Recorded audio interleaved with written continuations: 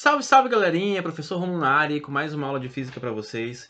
Nessa aula de hoje nós iremos continuar discutindo os campos magnéticos e hoje nós vamos trazer o campo magnético de um solenoide, tá certo? Nós vamos conhecer o que é um solenoide, beleza? Vamos aprender a determinar a intensidade do campo magnético no interior do solenoide, a sua direção e o seu sentido, beleza? Então, vamos lá, pessoal. Acompanhem comigo.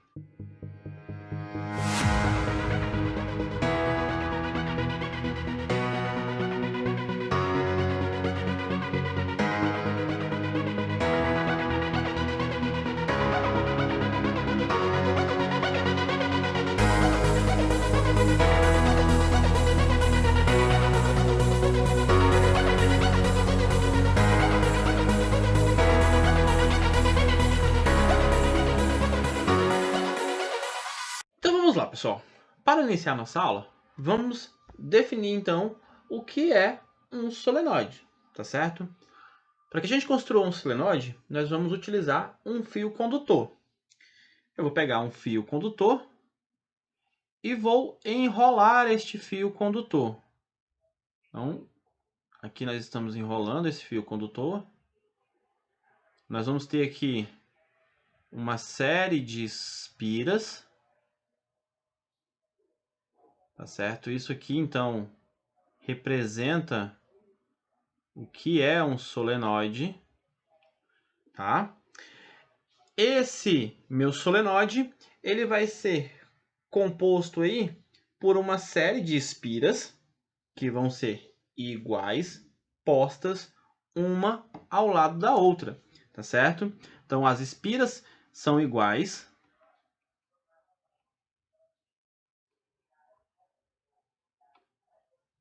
E são igualmente espaçadas, beleza? Então, essa distância entre uma espira e outra tem que ter aqui o mesmo tamanho, tá? O espaçamento tem que ser exatamente igual, beleza? Esse meu solenoide, ele será percorrido aqui por uma corrente de intensidade I.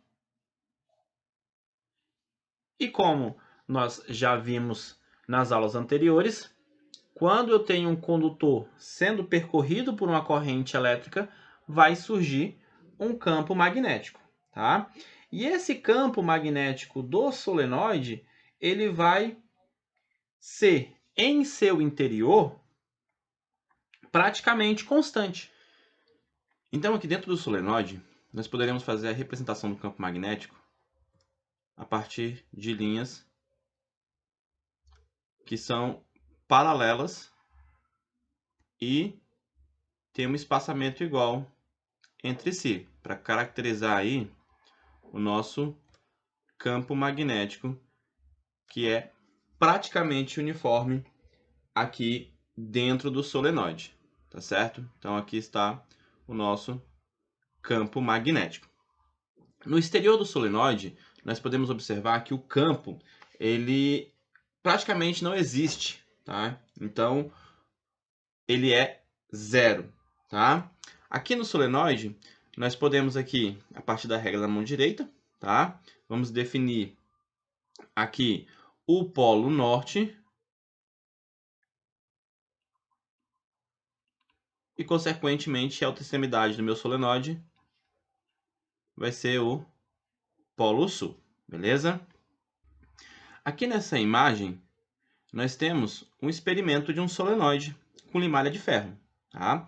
Então, você tem aqui o solenoide, né, que é esse fio enrolado, ele está sendo percorrido por uma corrente elétrica, tá? Então, essa corrente elétrica está passando pelo meu solenoide. Tá aqui a nossa corrente elétrica. Essa corrente elétrica gera o campo magnético aqui no interior do solenoide. Como a gente pode observar ali no fundo, ó, as limalhas de ferro, ó, estão se alinhando aqui de acordo com o campo magnético, tá certo? E na região externa, nós podemos observar aqui, ó, que o campo magnético praticamente não existe, porque a limalha de ferro fica ali normalmente do jeito que a gente jogou, tá? No interior, aqui na saída, dá para perceber muito bem aqui, ó, o alinhamento, tá certo? Então, isso é o solenoide. E para o solenoide, nós temos que saber calcular a sua intensidade, definir a sua direção e o seu sentido, beleza? Vamos começar falando da intensidade do campo magnético dentro de um solenoide. A intensidade do campo magnético vai ser dada pela expressão B é igual a μ0 vezes N sobre L vezes I. Então, essa é a nossa expressão que vai nos permitir determinar a intensidade do campo magnético no meu solenoide, tá certo? Nesta expressão, o B representa para a gente a intensidade do campo magnético.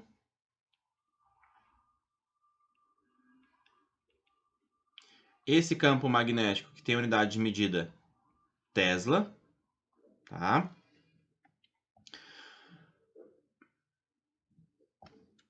O μ0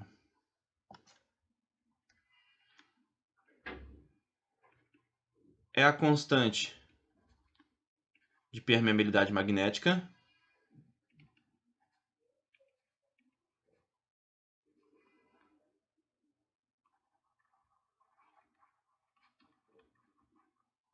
Nesse caso do vácuo, tá? Unidade de medida é Tesla metro ampere.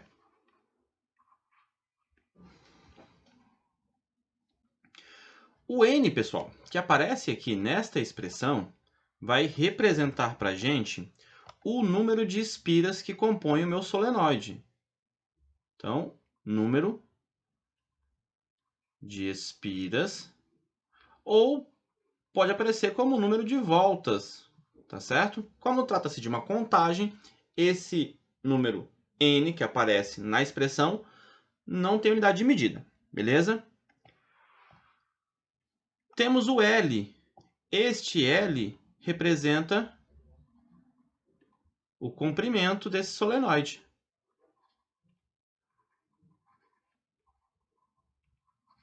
Que vai ser medido aqui no Sistema Internacional em metros, tá certo? E para finalizar, temos I, que nada mais é do que a intensidade da corrente elétrica.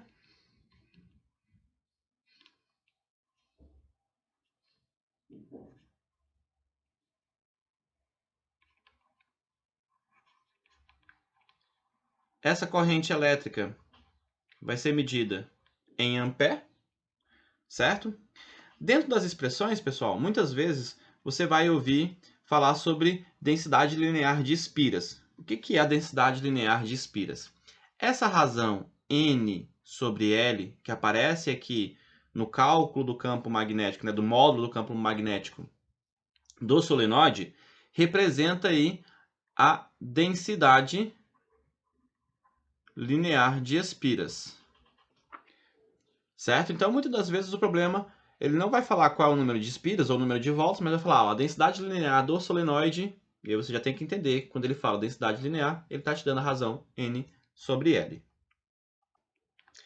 Para fechar agora, vamos falar sobre a direção e depois o sentido. Tá? Então, a direção do campo magnético no solenoide é a do eixo geométrico do solenoide.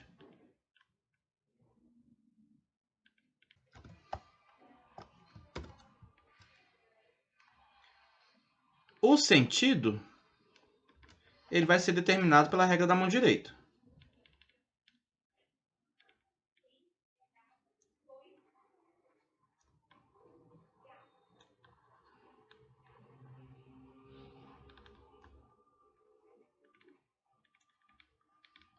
Vamos relembrar essa regra da mão direita.